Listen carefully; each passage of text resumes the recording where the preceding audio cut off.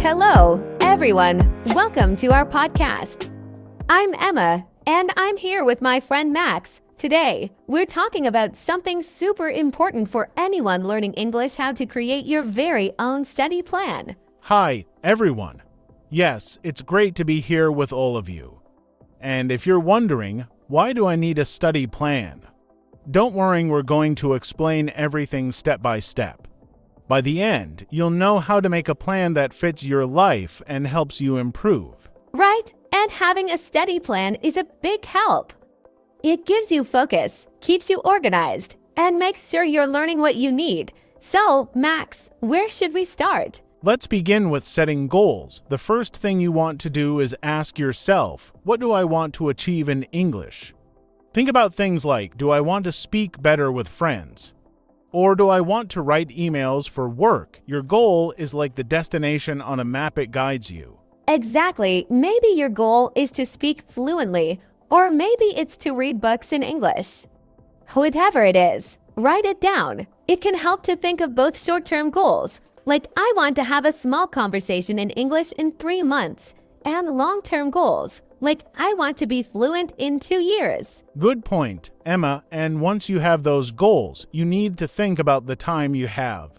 Ask yourself, how much time can I study English each day or each week? Yes, and be realistic with your time.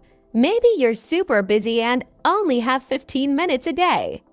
That's okay. Just start with what you have, even if it's small. Absolutely. Studying for just a few minutes every day can actually be more effective than studying for hours only once a week. So, let's say you can study for 15 or 30 minutes every day. What should you focus on? That's where planning your activities comes in. You can choose different activities depending on your goal. For example, if you want to speak better, you should focus on speaking activities. Maybe you practice speaking with a friend or use an app to talk with people in English. Right, and if your goal is to write better, then spend time practicing writing. You could write a short diary entry each day or maybe write messages to friends in English. Each activity helps in a different way, so pick the ones that match your goals. Another good idea is to have variety in your study plan. If you only focus on one skill, like listening, you might miss out on other important skills. So try to mix it up. You can spend some time listening, some time reading, and some time speaking or writing. Yes, mixing different skills is super important. But remember, even if you mix, try to do activities that are fun for you. If you like music, listen to English songs and read the lyrics.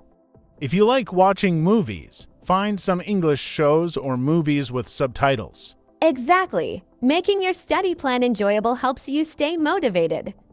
So let's recap a bit. You set goals, decide how much time you have, choose activities that match your goals, and add some variety to keep things interesting. That's right, and we can go even deeper into these steps. Next, we'll talk about tracking your progress and making small changes to your study plan so it works even better for you. Now, let's dive back into creating the best study plan for learning English. Last time, we talked about setting goals, choosing activities, and making the most of your time. Today, we're going to talk about tracking your progress and keeping things fresh so you stay excited to learn. Right, so let's start with tracking progress. Sometimes people study for weeks or months, but they don't notice how much they've improved because they're not checking in on their progress. Tracking is like a little reminder that shows, hey, I'm actually getting better at this. Yes, and there are so many ways to track your progress. One idea is to keep a study journal. It's simple, just write down what you learn each day. This could be a new word, sentence you wrote, or a topic you discussed in English. Over time, you can look back and see all the things you've learned. That's a great idea. A study journal doesn't have to be long or complicated. Even just writing a few lines can help you remember what you're learning. Plus, it shows you how much you've improved over time, which can be really motivating. Exactly. And there's also recording yourself. This one is great for speaking practice. Try recording yourself speaking English. Maybe you can talk about your day or something you're learning. Then, a few weeks later, record yourself again. You'll hear the difference as you improve. That's true. Hearing yourself speak can be a bit strange at first, but it's a powerful way to notice your improvement. And it also helps with pronunciation because you can listen and catch any sounds you want to improve. Another idea for tracking is to take short quizzes or tests. These don't have to be difficult. You can find simple English quizzes online, and they can help you check if you're remembering what you've studied. You might see quizzes on grammar, vocabulary, or even listening skills. Yes, quizzes can be fun and give you a clear idea of your strengths and weaknesses. And speaking of weaknesses, don't worry if some areas feel difficult. This is normal. A good study plan also includes areas you want to improve. So, if you find speaking or listening hard, that's okay, just include a bit more practice for those skills in your plan. That's a really good point, Max. When you know your weak spots, it actually helps you because you can focus on those parts. It's like working out at the gym. If one muscle is weaker, you can do extra exercises for that muscle. It's the same with English. Absolutely, and to keep things balanced, make sure you also reward yourself for all the effort you're putting in.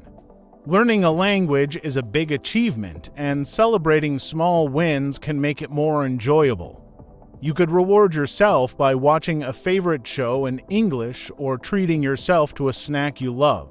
Yes, rewarding yourself is a fantastic idea. Language learning takes time, and every small step deserves a little celebration. It could be as simple as finishing a book, holding a conversation, or writing a story in English. Every achievement counts. Now, another thing to think about is updating your study plan from time to time. You don't need to stick to the exact same plan forever. As you grow, your needs might change. For example, maybe you've focused on vocabulary for a month and now you want to spend more time on speaking. That's totally fine. Exactly, a study plan is meant to help you, not to hold you back. If you feel like changing your activities or trying something new, go ahead. A flexible plan is a good plan. Just make sure you're always working toward your goals. Right, and speaking of flexibility, it's also okay if you miss a day or have a busy week. Life happens, and the important thing is to stay consistent in the long run. Even if you skip a few days, don't worry, just pick up where you left off. That's so true, Max. Language learning isn't a race, it's a journey. There will be ups and downs, days where you feel great, and days where it feels hard. The key is to keep going, even if it's one small step at a time. Yes, so to recap this part, track your progress, reward yourself for small wins, be flexible with your plan, and stay consistent. And remember, it's okay to make changes based on your needs. All of these tips can help you keep going and growing in English. In the next part, we'll cover a few final ideas to make your study plan even better and some ways to practice outside of traditional study time. All right, welcome back, everyone. So far, we've talked about setting clear goals, organizing your study time, choosing activities that match your needs, and tracking your progress. Now, let's dive into the final steps to make your study plan even better. Today, we'll focus on getting creative with your learning and finding ways to practice that feel natural and fun. Yes, learning English doesn't have to feel like studying all the time. The more you can blend English into your daily life, the easier it becomes to learn. So, let's talk about a few ways to make English part of your routine, even outside of your study plan. Great idea, Emma. One way to do this is to label things around your home in English. It sounds simple, but it's really effective. For example, you could put a small label on your door, fridge, mirror, and so on. Seeing those words daily helps you remember them naturally, and you'll start to think of those items in English without even trying. Yes, and you can take it a step further by talking to yourself in English as you go about your day. It might feel funny at first, but it works wonders. For example, if you're cooking, you can say, "I'm cutting the carrots," or "Now I'm boiling water." Describing what you're doing helps you practice speaking in a simple, natural way. Exactly, and if you want more practice with speaking, find a language buddy. It doesn't have to be someone who speaks perfect English, it could be a friend who's also learning. You can practice together, and it makes learning less lonely and more fun. That's a good one. Another idea is to use English on social media. For example, follow accounts or people who post in English. You can comment on their posts or message them, and it's a good way to practice reading and writing. Plus, it gives you a reason to check your English every day. Yes, social media is perfect for that. You could even join a group where people practice English together. There are many online communities for language learners, and people are usually very supportive. It's a great way to meet others with similar goals. Definitely. And if you like reading, start with something simple, like English children's books or short articles online. Many websites have news in easy English, so you can read about interesting topics without feeling overwhelmed by difficult words. Good point, and reading can go hand in hand with writing practice. After you read something, try writing a short summary in your own words. Even if it's just a sentence or two, it's a great way to test your understanding and practice writing. Absolutely, Max. And here's another tip. Try listening to English podcasts, songs, or news shows. You don't have to understand every word. Just listening helps you get used to the sounds and rhythm of English. It's okay if you only catch a few words at first, you'll understand more over time. And if you can, watch movies or shows with English subtitles. Start with something you enjoy, like a movie you've already seen in your language. Watching in English with English subtitles helps you connect words to sounds and learn phrases in context. Yes, and here's a fun one. Try shadowing. This means listening to a sentence in English and then repeating it out loud as soon as you hear it. It's like copying the speaker's rhythm and pronunciation. This helps you get better at speaking naturally and builds confidence. Great idea, Emma. Shadowing is a powerful practice. And speaking of confidence, don't be afraid to make mistakes. Mistakes are actually a part of learning, and the more you speak, the more comfortable you'll get. Each time you try, you get a little better, even if it's just a tiny bit. Yes, mistakes mean you are learning, so be patient with yourself. Language learning is a journey that takes time.